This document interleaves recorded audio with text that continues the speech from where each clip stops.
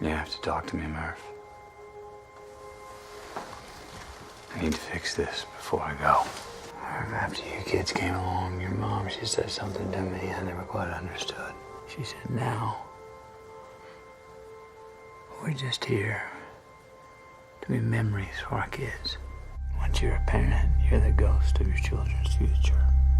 I'm coming back. When?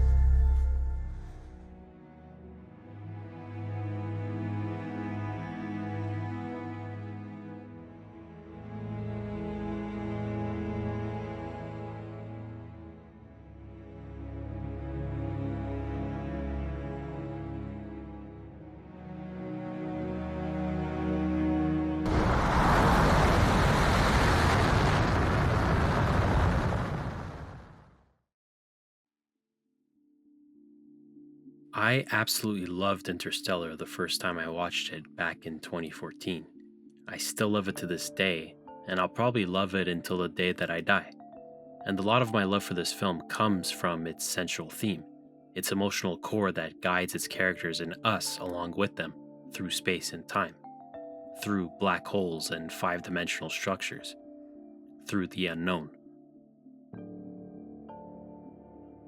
Judging by the film's reception since its release, the idea that the human capacity to love is what ends up saving humanity seems to be the most polarizing aspect of the film. People are either completely on board with it, or it turns them off, feeling like that resolution isn't earned. Let's take a quick look at this scene, which is where this idea is first verbally mentioned.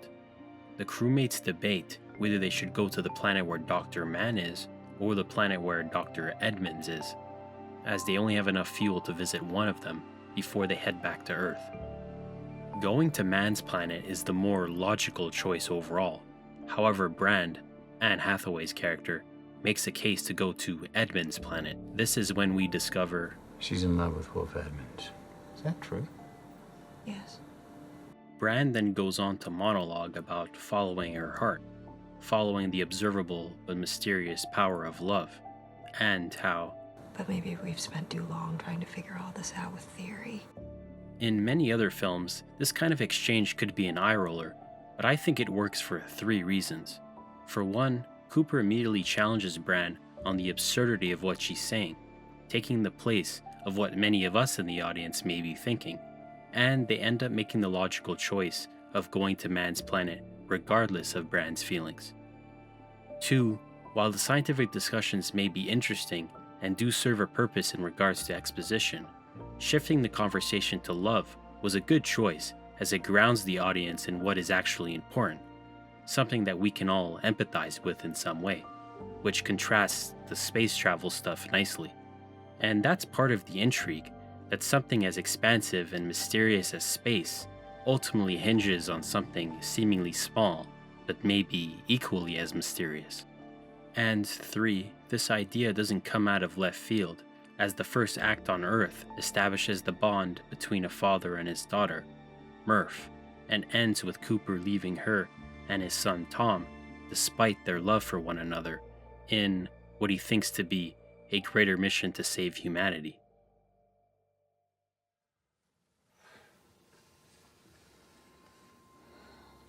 Hey, Dad. I never made one of these when you were still responding because I was so mad at you for leaving. But today's my birthday. And today I'm the age you were when you left. So it would be a real good time for you to come back.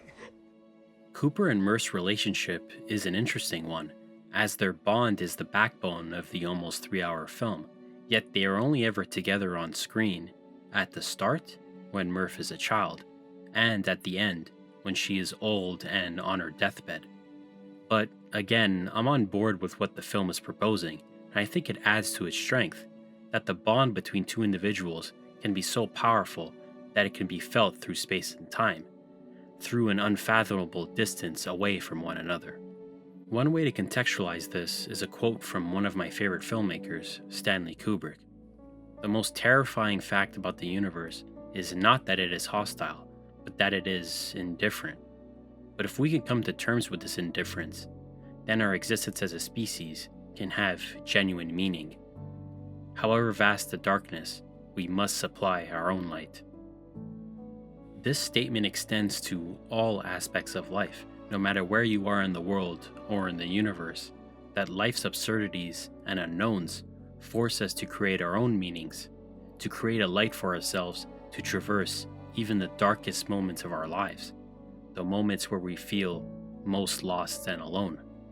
But the reality is that sometimes our light isn't always bright enough to see anything, isn't bright enough to even see the path ahead of us, let alone traverse it.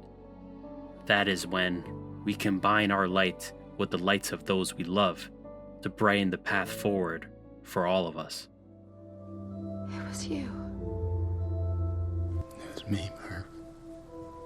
I was your ghost. I know nobody believed me, but I knew you'd come back. How? Because my dad promised me. In the end, Cooper and Murph's reunion is short, but that's the point. Love extends beyond simply being in the same physical space with your loved ones. Murph is now near death, and while it might be too late for them to spend time with one another, it isn't too late for us. Cooper sacrificed their time together for the sake of humanity, and it was ultimately the right choice. While that is painful, It's necessary. and that is exactly what love is. It is the highest of highs, it is the lowest of lows, but it is also a constant that, while often unexplainable, can guide us through life. Love isn't something we invented. It's observable, powerful. Maybe it means something more, something we can't yet understand.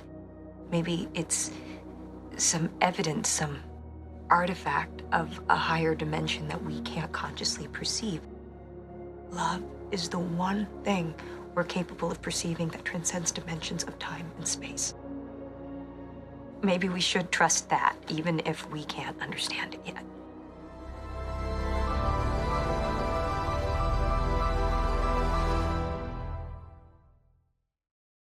Hey there, thank you so much for watching, and if you enjoyed it and want to see more videos like it, click that like and subscribe button. It really helps a lot. Also, let me know what you think of Interstellar. Do you love it? Do you hate it? 2024 will mark 10 years since its release, and I'm genuinely curious of what people think almost a decade later. Have a good one.